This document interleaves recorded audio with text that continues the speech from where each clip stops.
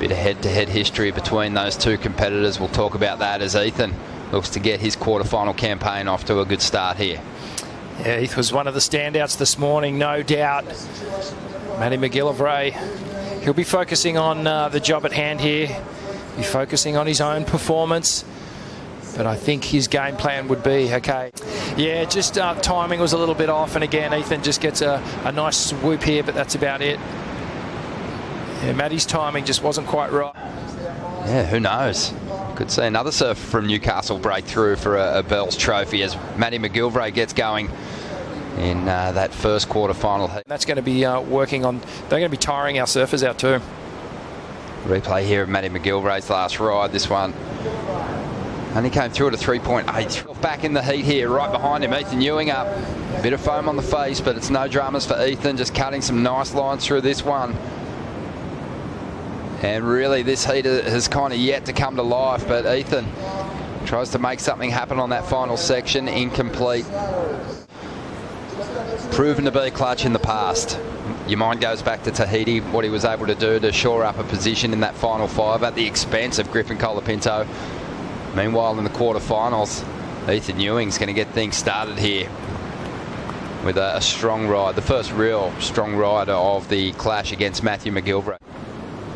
You know, we absolutely love that story. And here goes Ethan Ewing in quarterfinal one up against McGillivray. He's trying to get rid of a 3.1 here to put some pressure on the South African. Ethan had a magic run through the contest last year.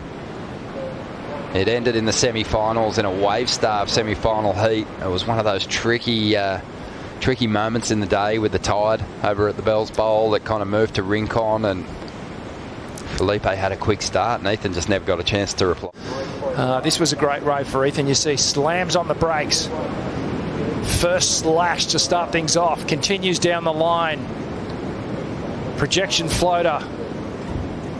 Vertical hit off the foam. Roundhouse cutback. Into a little rock and roll re-entry to finish off. As McGillivray leans back into a big frontside carve to get started here. And again, whips that board through another solid turn. Loading up and gets a nice finish there, the surfer from Jeffreys Bay, South Africa. And he was after a 5.5 to get himself into the lead. Yeah, this is a good wave for Matty McGillivray. Nice slicing cutback. And again, face slash. And then drives down the line to get to this little finish here. You can see the wave had already started to break. Let's see what Ewing can do here. Trying to get rid of a 4.33.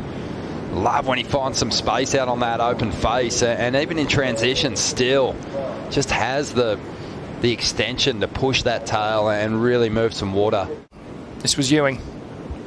Yeah, the control that Ethan Ewing and Felipe Toledo both have, it's just surgeon-like. Shot on the end section. Matty McGillivray chasing Ethan Ewing at the moment. So we are still waiting on a score, I think, for Felipe Toledo, as we see Ethan here. He's going to regain control and hang on for the finish. But things tightening up in quarterfinal number one. Bring a little progression in, and this was Ethan Ewing. You can see as these lips starting to crumble, completely detached the back foot from the board. Semis on the line, and McGillivray's going to jump into this one. Leans back on that rail. Always finds great leverage in his frontside hacks, and he's now loading up an air on the inside. Riding high, picks his moment. He'll stick the turn. So Matty pulled the trigger on the first wave of the set. Committed. Gets a wrap to start things off. A little lip hit and then driving down the line. Just puts everything into this little... He got some pop, it wasn't overly high. Let's see what Ethan got done out the back here. Big projection lip glide, and then that final turn. So Ethan Ewing again into the semi-finals here at the Rip Curl Pro Bells Beach for the second year in a row. And we'll see who he's coming up against, Felipe Toledo or Jackson Baker.